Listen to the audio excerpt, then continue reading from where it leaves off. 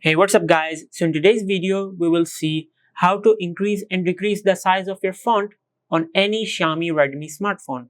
To do that, just go to the settings. From here, search font.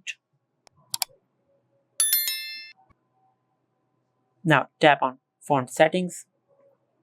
From here, if you scroll to the left, it will decrease the size of your font as you can see in the preview.